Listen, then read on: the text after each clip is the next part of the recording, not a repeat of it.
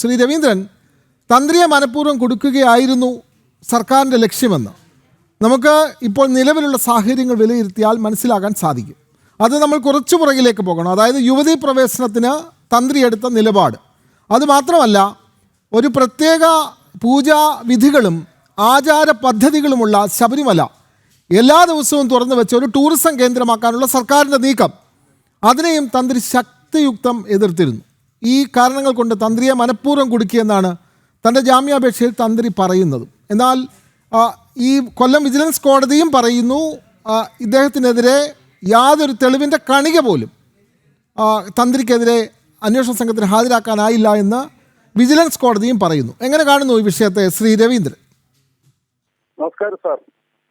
അതെ, പറഞ്ഞോളൂ. ഇതിനെപ്പറ്റി പറയുകയാണെങ്കിൽ ഈ സർക്കാരിന്റെ അവസാന കാലഘട്ടമാണ്. ഇവരുടെ മുടിങ്ങിയ ഞാൻ നേരത്തെ തോന്നിയ കാര്യങ്ങൾ ഈ ശബരിമലയ്ക്കെതിരെ ഇവർ പ്രവർത്തിച്ച. ഞാനൊക്കെ 10-40 കൊല്ലം ഈ പാർട്ടിയിൽ പ്രവർത്തിച്ച ഒരു വ്യക്തിയാണ്.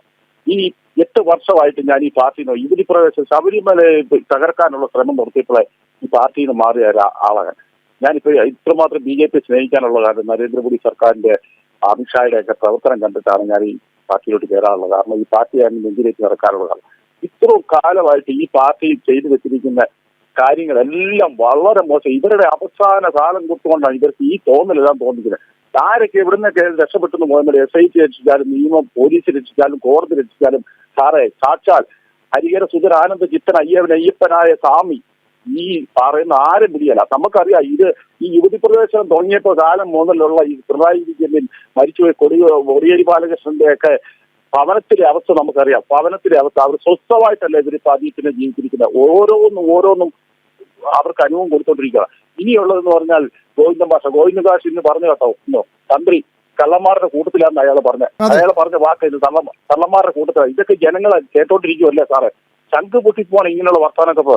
തന്ത്രി എന്ന് പറഞ്ഞ ആരാന്നറിയോ? ഇയാൾക്കൊന്നും അറിയത്തില്ല തന്ത്രി എന്ന് പറഞ്ഞ ആരാന്ന്. തന്ത്രി എന്ന് പറഞ്ഞ അയ്യപ്പൻ കഴിഞ്ഞാൽ പിന്നെ ഞങ്ങൾ സ്നേഹിക്കുന്ന അയ്യപ്പന് തുല്യം സ്നേഹിക്കുന്ന ഒരു വ്യക്തിയാണ് തന്ത്രി എന്ന് പറയുന്ന അവസ്ഥ. അത് ഇയാൾക്ക് ആ പുള്ളിക്ക് അവിടുത്തെ കട്ടെടുക്കേണ്ട കാര്യമൊന്നുമില്ല.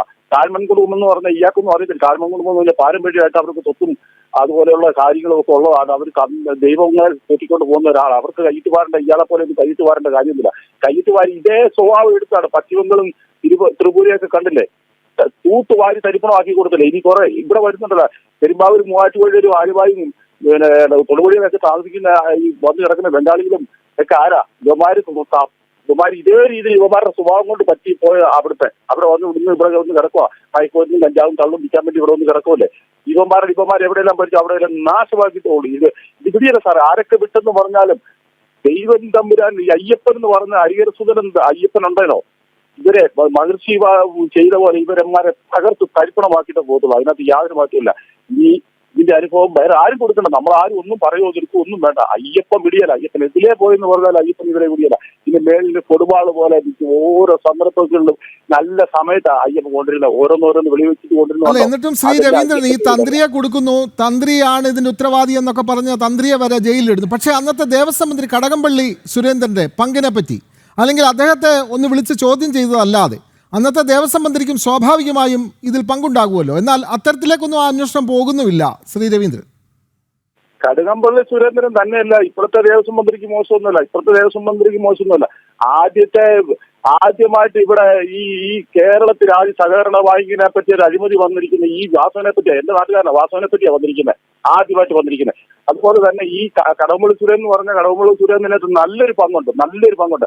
കടകംപള്ളി സുരേന്ദ്രനെ SIT ഒക്കെ ചോദ്യം ചെയ്തപ്പോൾ ആര് പറഞ്ഞല്ലോ? ഒരു മനുഷ്യനറിഞ്ഞോ?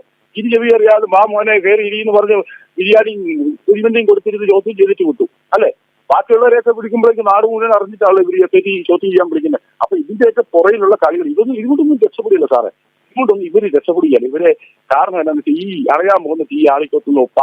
അതായത് ഇത് പിണറായി പാറപ്പുറത്ത് തുടങ്ങിയത് ശബരിമല പാളിയിൽ അവസാനിപ്പിച്ച് കളയുന്നുള്ളതിനകത്ത് യാതൊരു മാറ്റമില്ല സാറേ. ഞാൻ 40 കൊല്ലം ഈ പാർട്ടിക്ക് വേണ്ടി പ്രവർത്തിച്ച് വെള്ളം കോരിയും കഷ്ടപ്പെട്ട ഒരു പാർട്ടിയാണ്. 40 കൊല്ലം, ഏതാണ്ട് 4 പതിറ്റാണ്ട് കാലം CPM-ൽ പ്രവർത്തിച്ച ശ്രീ രവീന്ദ്രനാണ് പറയുന്നത് പാറപ്പുറത്ത് ആരംഭിച്ച പാർട്ടി അങ്ങനെ ബാറിൽ അവസാനിക്കും എന്ന് കാഞ്ഞിരപ്പള്ളിയിൽ നിന്നുള്ള ശ്രീ രവീന്ദ്രനാണ് പറഞ്ഞു വെക്കുന്നത്.